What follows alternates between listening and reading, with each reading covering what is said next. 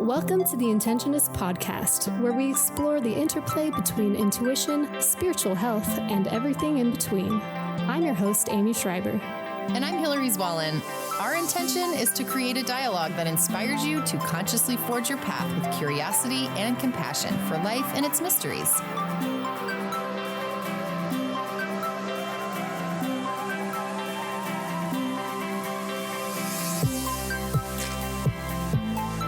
Hello, everyone. Today we have a very exciting episode where we will discuss hope shining brightly and standing in our creative light through the lens of both tarot and astrology.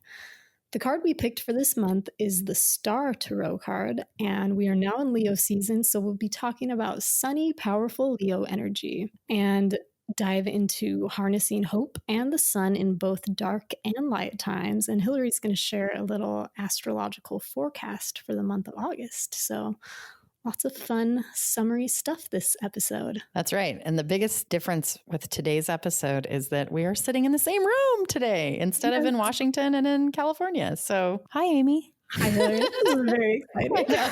It's kind of awkward, actually, right? Like when you're used to, I know, we're used to looking at each other through a muted FaceTime. And here we are in the same room together. Hooray. So hopefully we won't have any sound issues. Hopefully. Really quickly, I wanted to make a little shout out to our newsletter. We have a newsletter.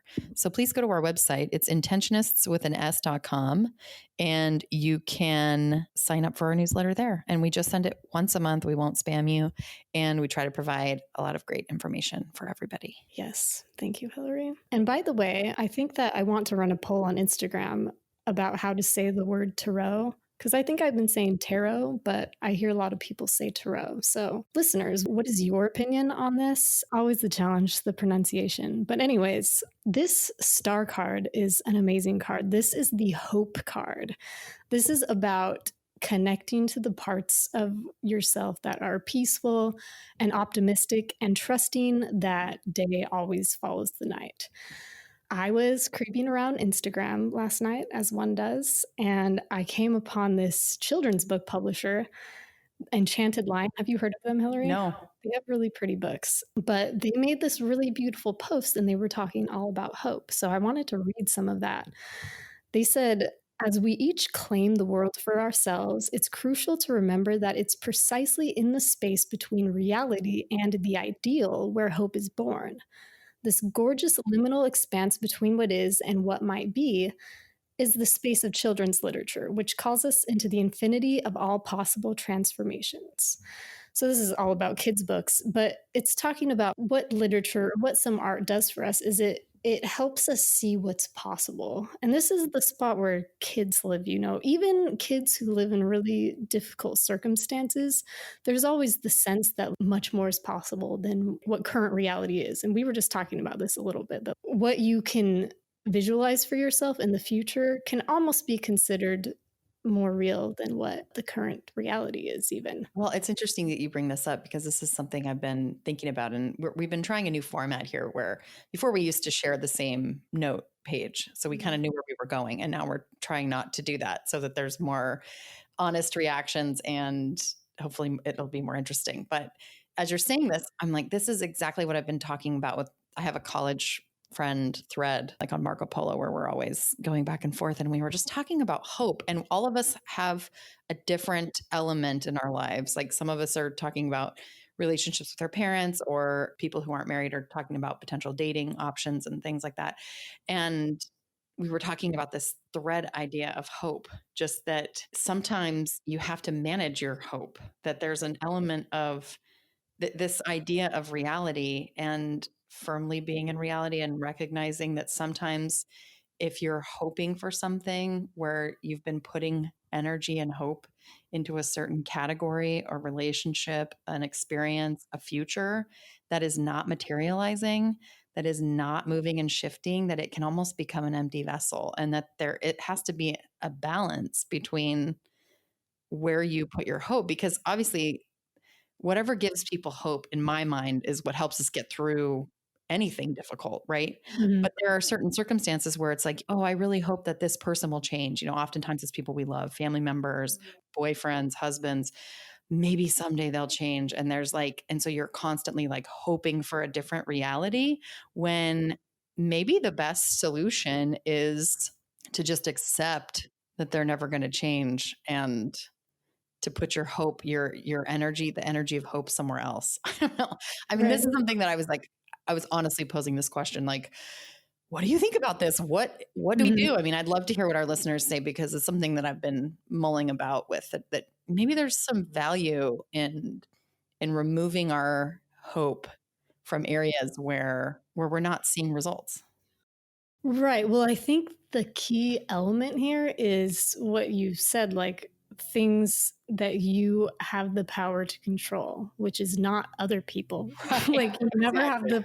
never have the power to control other people, but you do have the power to control how affected you are by them, like internally and emotionally. So looking at that piece is like, what have I wrapped up my expectations with that is outside of my control? Because I was thinking about this, and I think that real hope comes from this position of empowerment. It's the belief that you can like affect change in the environment around yourself or in yourself or whatever else. Like I think that without that, it's empty hope or it's ineffective. It's Hope. like it's hope that's going into the void and sucking your life force away is what happens, I think.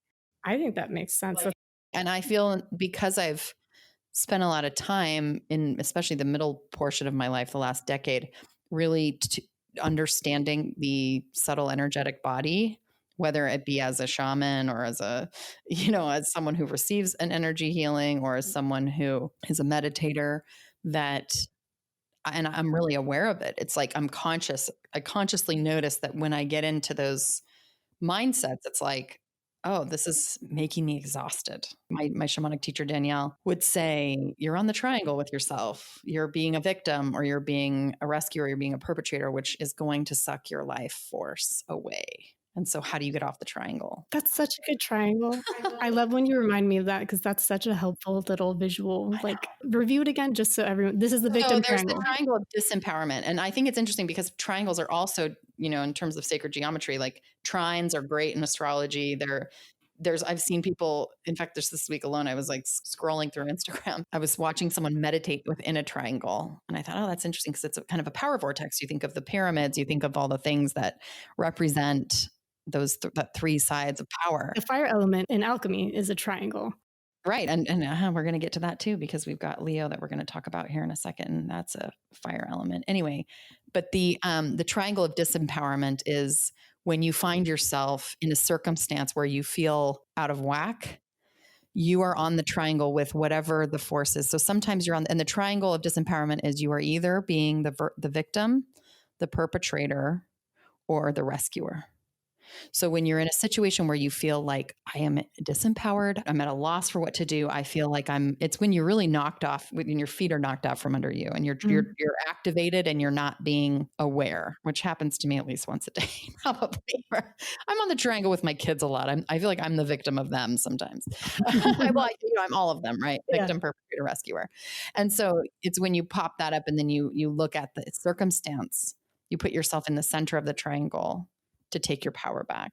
You go, okay, so how do I, and then you use the archetypes, at least in shamanism, this is one of the steps that you do. You use the archetypes of the north, south, east, or west on all of what all those represent, which would be like the physical, immediate reality, or your mental, emotional, or your soul's journey, or the oneness, the collective. And you try to view that issue from those perspectives. And it helps bring clarity to the circumstance so that you know how to either get yourself off the triangle or how to move through that with a little more grace.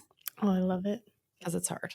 Yeah, I know it is. We're humans. It certainly is. Yeah, someone I was reading, there's just all sorts of gems of people who have written about hope. And one who wrote about like the empowerment and action aspect of it is Rebecca Solnit. I'm not sure if I'm saying her name right. She wrote a book called Hope in the Dark. And I'm just going to read a little passage from it because I thought it was so grand. And it's like, I think hope is this kind of sneaky thing that is hard to think about or maintain when we're in states of depression and despair. And so I wanted to touch on that because, especially in the summertime when it's sunny energy, and if you're in one of those funks where you're like, I'm just depressed right now, it can be doubly difficult to see the world shining when you like don't feel like it.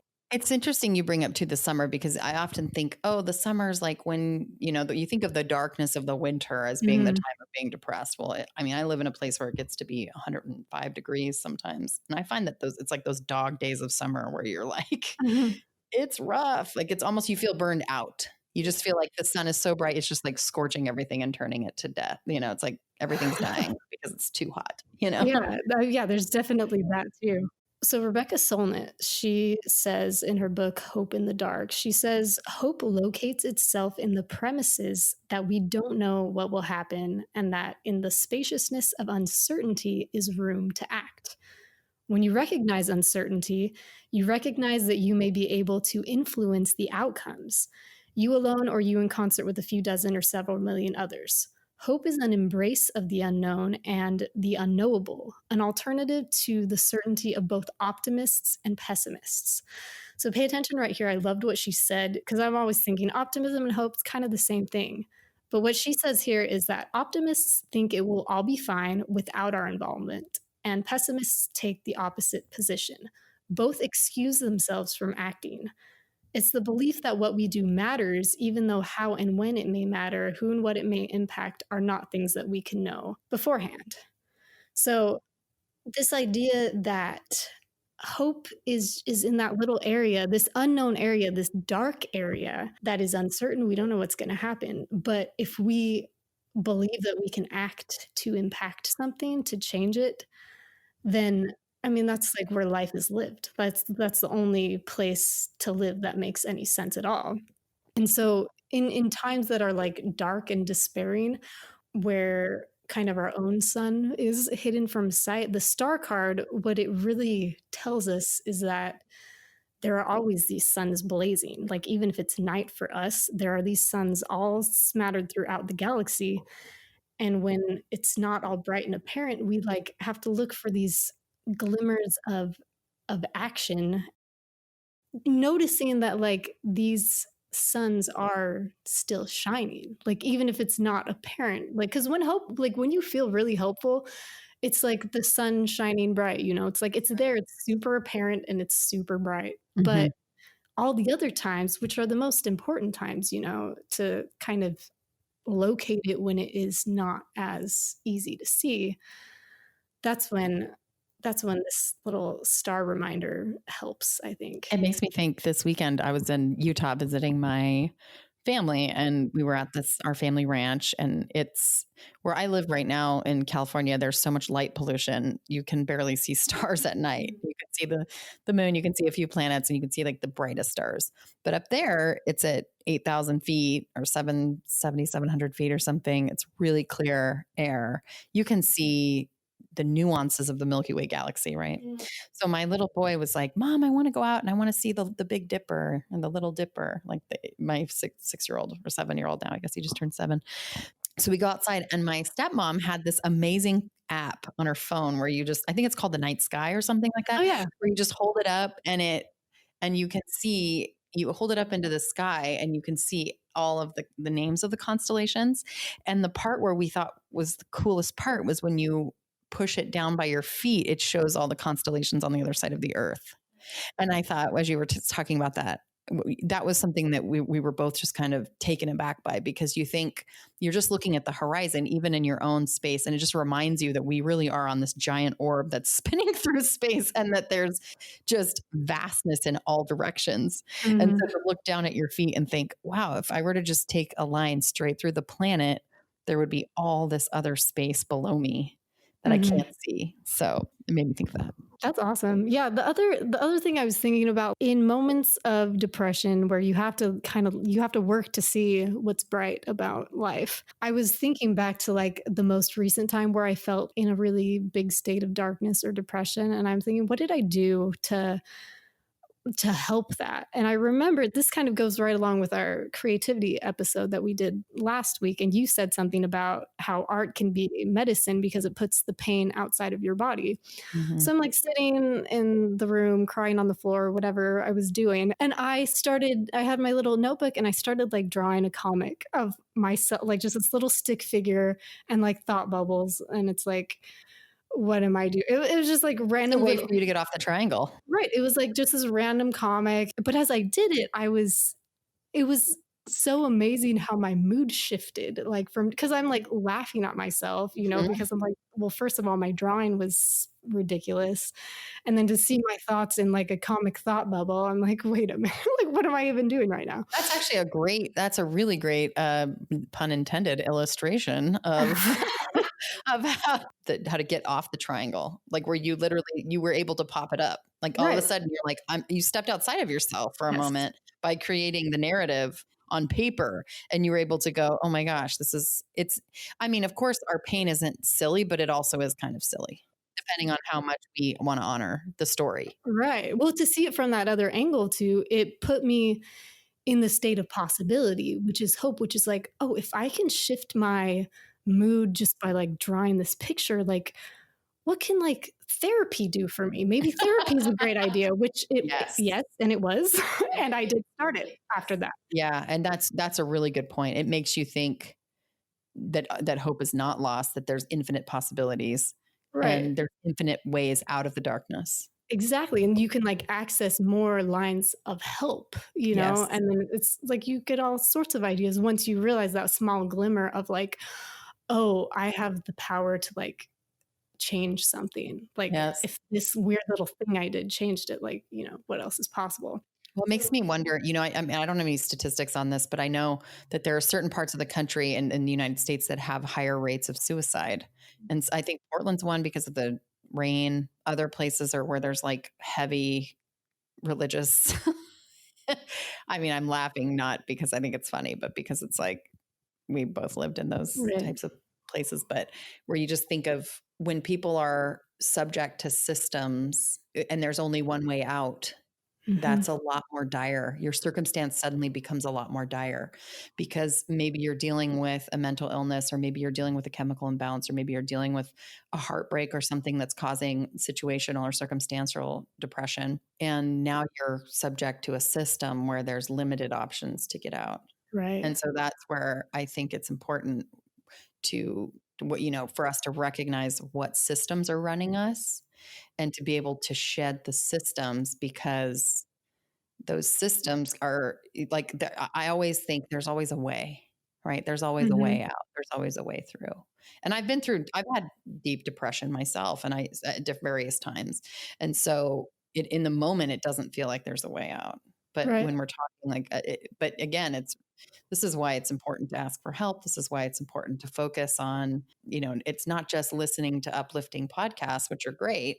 This is Hmm. awesome, but it's using your voice as a tool to reach out beyond yourself and ask for help and look for the resources. Right. Well, I was going to ask you because there was in a recent time, I remember us talking and you shared with me that you reached out to a close family member that you haven't really talked about your depression with before. And it was this connective experience for you. And I think that reaching out to our real people becomes really important in the situations like this. The people in your life, your friends and your family can be lifelines.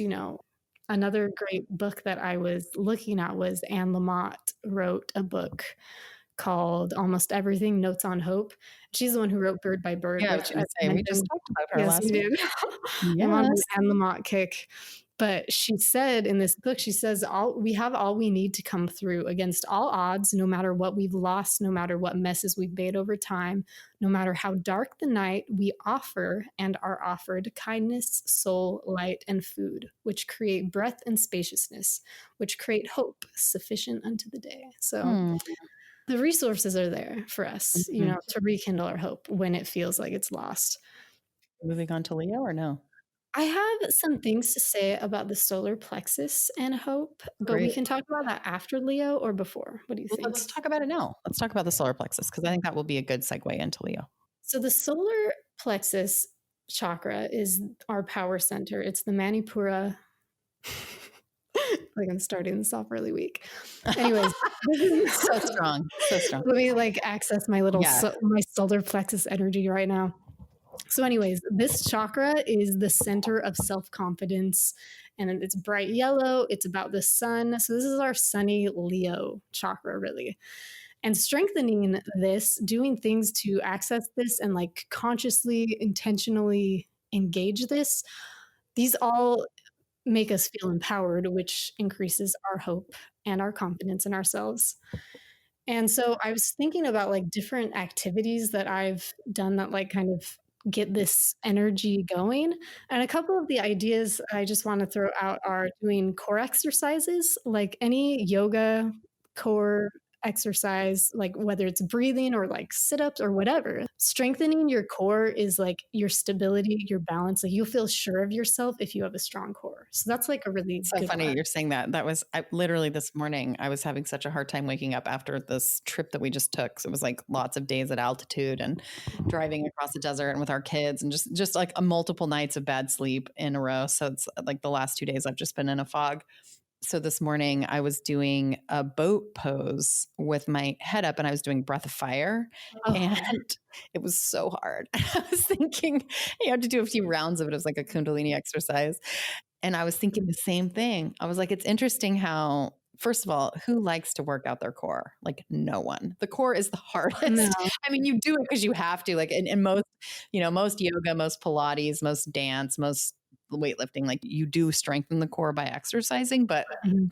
those core exercises are always the ones that I'm like, oh man. But to your point, it helps you to wind down, it helps you to wind up. Mhm. And it really is, it's kind of like this, it's the secret. Right. Well, it is so hard too. Yeah, like no one likes doing it, but after you do it, you're like, wait, I did it. Like I have the power. Like it's such an empowering feeling. Well, it almost kicks you right into where you're not even conscious about your strength. You just are. You don't have to think about it, right? You don't have to be Mhm. like, all right, I got to talk myself into this tough meeting today. I'm going to like go out Mhm. there and seize it. You're already embodying it. You've called Right. it in and you're radiating that sunlight straight out of the third chakra. Yeah, I like that. The other thing that I was thinking about for this one is drinking lemon water or lemonade. It's a very summery beverage, but lemons they're yellow, the color of the chakra, and then they also stimulate digestion, which this Manipura chakra is very about digesting and creating your fuel. The digestion is the fire element. So it's a really good time, I think, to look at what we're feeding ourselves, not only physically, but mentally through media. What kind of energy are we fueling ourselves with? And does it generate hope or despair in us? Yes. And are the people that we're surrounding ourselves with, are they generating hope or despair? And same with like our beliefs that we're subscribing to. Like you said this earlier with the victim triangle, like where are our belief systems limiting us in our ability to feel empowered and hopeful and self sufficient versus disempowered? Interesting. A last little note on hope and like examining your relationships to see, because some relationships, even if it's like one that has maybe served us in the past, is not helpful at a certain time in your life. So you're Mhm. like, I need to distance myself. But along with that, think about who you can draw closer to, like when you need hope, because a lot of times we can borrow hope from other people when we Mm. don't feel it as much for ourselves. Especially, I find it helps me when I read stories of people who have maintained hope in spite of horrible conditions. Like accounts of the Holocaust come to mind, specifically Viktor Frankl, The Man's Search for Meaning, which I know that you read that one too. It's a We've good book. referenced that a lot. And also Anne Frank. Both of these people talked about maintaining hope. And so when you're reading stuff like that about the Holocaust and this intense suffering, somehow your life doesn't feel so so bad at that point. It really throws things into perspective. It's really kind of the ultimate, that's the worst thing I can think of. I mean, Mhm. the Holocaust, your Yeah. family's being murdered, you're locked up, you don't know if you're going to live, you don't know Mhm. what's going to happen to you, you're being starved, you have no idea. The life as you know it, when you, if you even emerge, is never going to be the same. So on the scale of things, like when you talk about right now, what we're living in, which is, I think, it's just kind of an extremely privileged circumstance as a white female and educated and whatever. And we still have these days that are really hard every so Right. often. And you think of it like, well, there's other people who can be like, well, you're complaining because of this or that. But it's like, really, it's on any level, whatever circumstance you've been dealt, which there are so many that are much worse than the circumstances I've been dealt. But you can have hope in that. There's always a way. Yeah, it's not a tool to make you feel bad for feeling crappy one day, even though your situation isn't all that bad. It's to actually be like, wait, Anne Frank wrote in her diary, it's really a wonder that I haven't dropped all my ideals because they seem so absurd and impossible to carry out, yet I keep them because, in spite of everything, I still believe that people are really good at heart. Mhm. Like, this girl chose to believe in the goodness of people. So it's like we have the power to choose what we're going to believe in any moment. And that's what really shapes our mood, our reality, and what have you. And I think this is a good segue too, because I think for those of us who are paying attention to the astrological climate and the eclipses, we had the summer solstice and then we had these two back-to-back eclipses. And now we're heading into Leo. And I think I think there was something like 6 planets in retrograde or something. So there Oh, was a wow. lot of, it was like a really intense July. And I think for a lot of people. And so we've been dredging up those old wounds, old beliefs, and this happens to us monthly, probably for some of us daily, depending on what cycle we're in our life or our personal evolution or development. So I want to talk about Leo. So for those of you who are Leos, or if you're like me, I'm a Leo rising. So I find when I read about Leo, I'm like, oh, that's way more me than even Capricorn. I'm a Capricorn sun sign, but Leo rising. So the Leo is the sun. It's in the 5th house and it's fire. Some of the keywords of Leo are creative, self-actualization.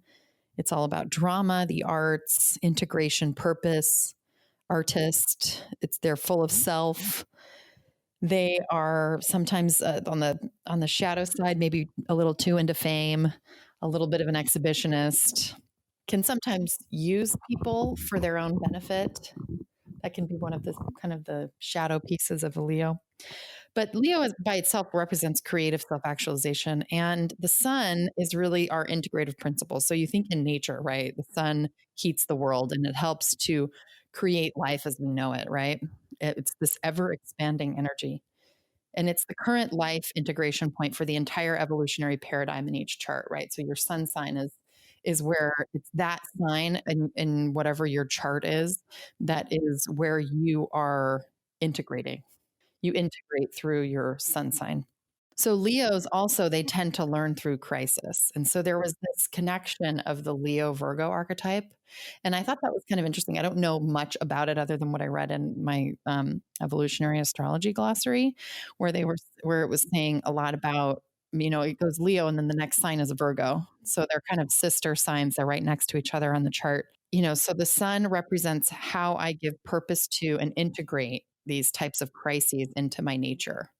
And it represents the principle of creativity, how we give a sense of purpose and meaning relative to our evolutionary intention. So in Vedic astrology, the sun is considered the soul of all beings. And I've heard a lot of different yogis and yoga teachers talk a lot about, to your point, the 3rd chakra being kind of our personal sun, and that when all of our chakras merge together, that we're really radiating that bright white light that powers the universe, right?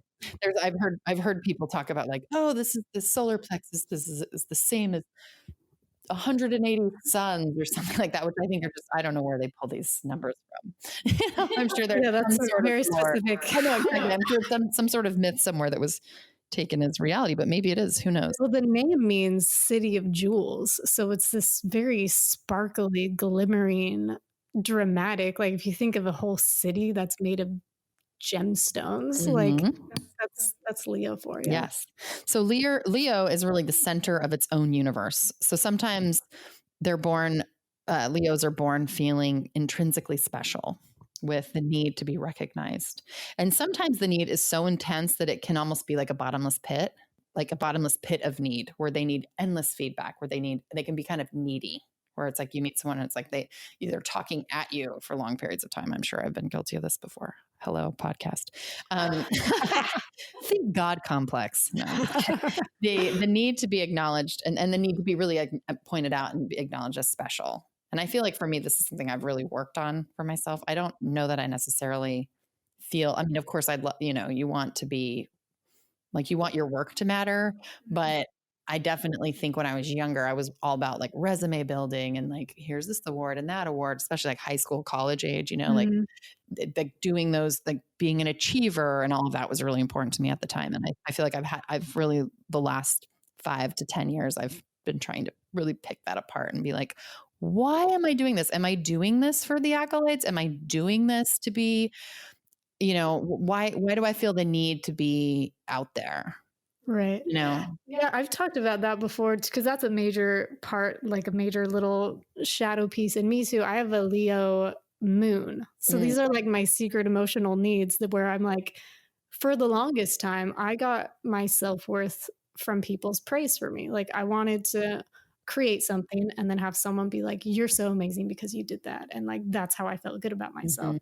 So yeah, it has been too a long unraveling of wait a minute, like, where is my inherent self worth? It's not in this thing because that depends on other people. Right. So it's part of what it's learning how to balance that.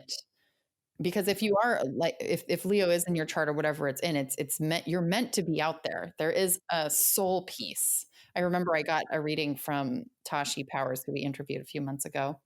And one of the things that she said to me was that like I was supposed to, like part of my natal chart was that I was supposed to try to be like almost be narcissistic in my aggressiveness to being out there. And I was like, huh?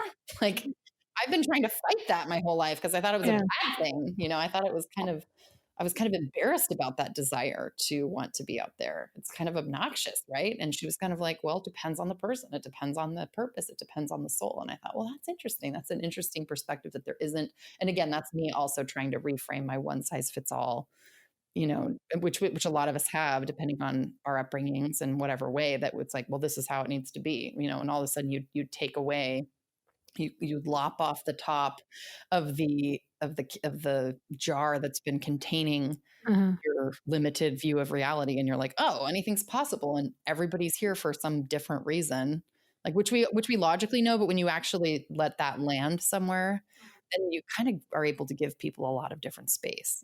Then the judgment isn't there as much. Right. I love how you said, like, it depends on the purpose and depends on the person and what you're trying to use it for. And it makes me think of like Leo's like the lion. So it's like this king of the jungle, super leader type person, which on one hand, like you can take that and be a super domineering tyrant that like eats everyone, like, Yes, right. you're like ripping everyone to pieces. Or you can be like this inspiring sun, life giving beacon. The noble Aslan.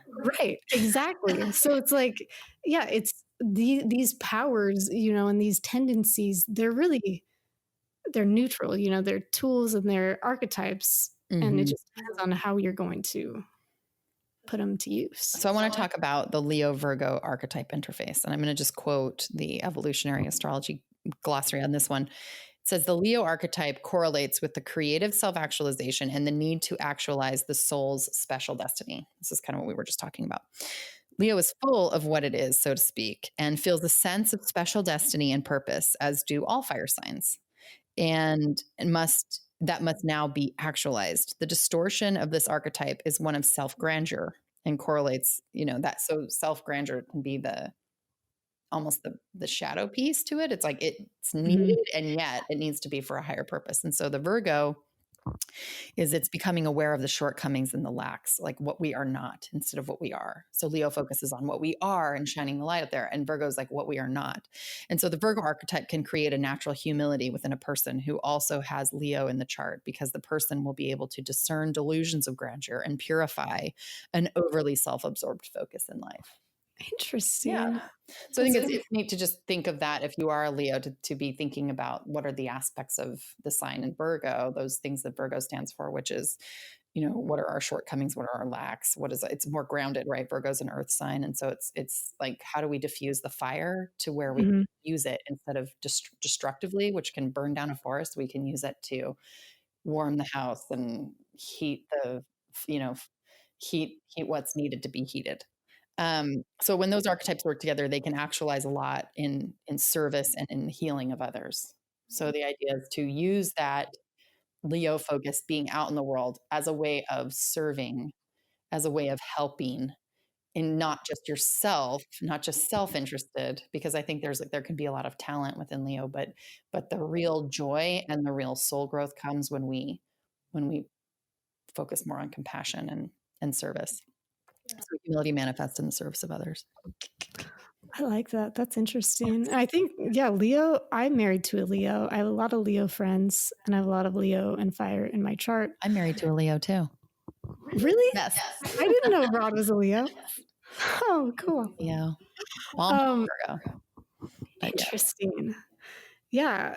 I was just going to say, like just from the people that I know that kind of I've seen embody this energy, they're some of the most effective givers, like effective and inspiring givers around. Like if they can summon, like what you were just talking about, the helpful side and like the service oriented aspect of it, it's like it's the best. Like there's nothing better than the Leo who harnesses that. It's a very beautiful thing. Oh, and so something to note too, for those of you who don't have Leo in your chart and you're like, how does this apply to me? If we're just talking about Leo energy, and this is really the time where we choose to show up in the world, where we shine our light bright, where whatever it was that you were working through and mulching through the last month or so in Cancer, whatever was causing you to turn inward and emotional, that this is the time to shine it out and be bright and look at what it is that you want. This is the manifesting time of right. So we've had the retrogrades, the time to pull in, the time to reevaluate. And now this is where the pendulum swings and we go, all right, it's time to turn that flashlight out into the world and start to walk the path a little more. Before we go into the quick astrological forecast, let's talk about Leo the lion. Yeah. So this is from GreekMythology.com, but Leo, I got this information from there. So Leo has to do with the labors of Heracles. On his first task, he was sent to kill the Nemean lion. This lion was savage and fearless, just like you were mentioning, Aimee, and he couldn't be harmed by weapons. And after attempting to kill the lion with arrows, which just bounced right off, Heracles wrestled the lion and strangled it to death. He didn't go away unharmed, though. The lion managed to bite off one of Heracles' fingers. And after the lion was dead, Heracles skinned it with its own claws and made some wonderful armor from the pelt and the jaw. The constellation Leo is said to honor the bravery of battle between the Nemean lion and Heracles. So there you go.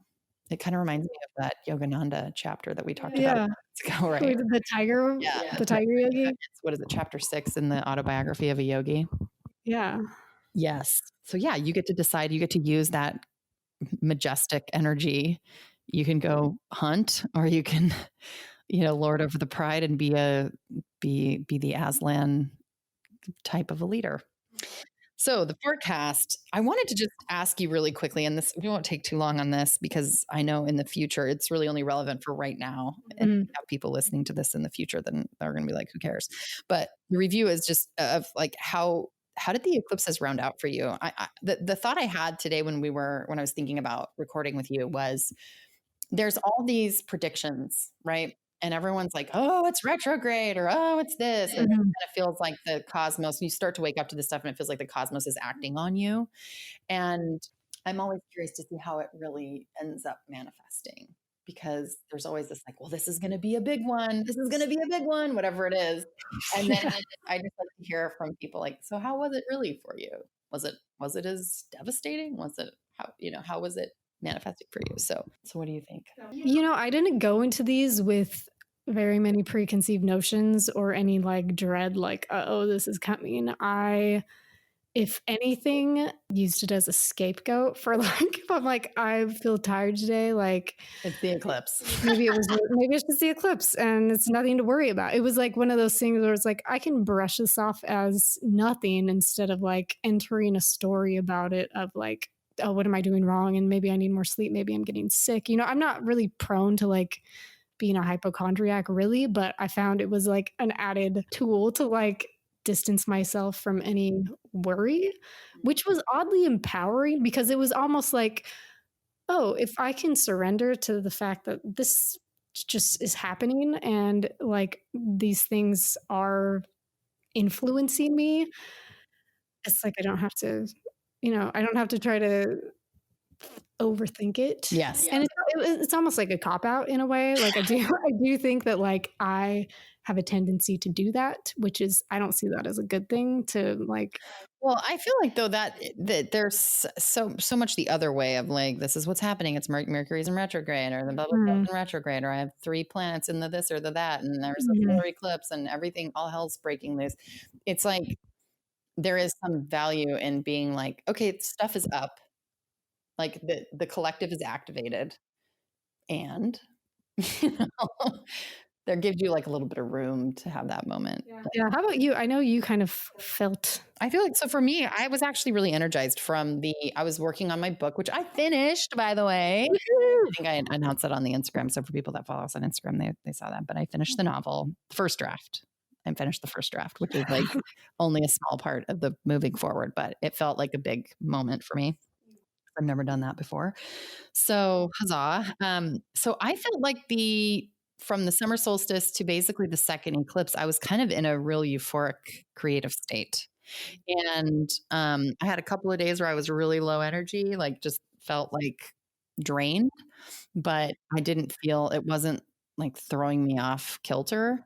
I did feel though, like after the eclipse, there was a week there where I felt like the retrograde really got me, like the Mercury retrograde got me because I had just finished the book and I feel like I didn't properly close Sacred Space. I finished it when I was at my parents' house and I was just thinking it was a reminder of like when you open something and you do something with such devotion, and it was such a spiritual project for me. It was something that I felt like I used all of my spiritual faculties to bring forward. And then I just was like, well, it's gone. I'm sending it off to the editor. And then I was just like with my family in Utah and I didn't properly close it. I felt like I was I was just a little bit like not complete, if that makes sense. Mm-hmm. Yeah, it does. So anyway, I'm feeling it now. I'm tired and, I just feel that general drainedness where I thought, oh, I'm really going to sail through this eclipse season. No big deal. And then I felt like it did kind of hit me. It was like a lot of emotional things were up and it was just like a big time of completion there. So anyway, it was good. And so as far as the forecast goes, the good news is August is supposed to just be like a glorious month, especially the first half of August. I started getting an email from astrobutterfly.com, who I liked. I thought she's got a really sharp newsletter, so I'll give her a shout out. But the general gist of kind of what she had to say was basically the first half of the month is just a lot of, I'm not going to go into all the details because I'm not really an astrologer, but the idea is the first half of August is supposed to just be like all the stuff we just talked about. It's high creative energy. It's renewal. It's kind of coming out of that moment of shedding. And so it's something to just look forward to the next couple of weeks of really manifesting and moving forward with optimism and with hope, just like we said. Kind of exciting. That's awesome. Yeah, good things to look forward to. I was just going to mention the wonderful and beautiful thing about really shining, like stepping into this Leo energy and shining your gifts, like trying to be helpful and putting your creative work out into the world, whatever form that takes, which is many. The really, really great thing about that is it's this positive feedback loop where it's just this upward spiral of the more you do that, the more you develop confidence in yourself and compassion for yourself and Like when you love someone, you can love yourself. Just like we talk about all the time, like you got to love yourself in order to love others. I think it also works the other way. Like when you shine at others, like you get that light back and you end up like illuminating yourself and learning and loving yourself more because of it. So, yeah, just everyone just step into that and enjoy it. I'm excited for this Yes. book. So, best wishes for the next couple of weeks. We've got a couple of fun interviews coming your way, and we've got a couple of other ideas up our sleeves for episodes that I think you guys are going to really like. So, the fall will be an action packed adventure. Before we part, we'd like to say thanks for listening, and we hope you'll connect with us on Instagram, Facebook, and YouTube. We would love to hear from you and appreciate all feedback, shares, and likes. To learn more and subscribe to our newsletter, visit Intentionists.com. And no matter where you are or what you're creating, we send you love and invite you to breathe and begin. See you next week.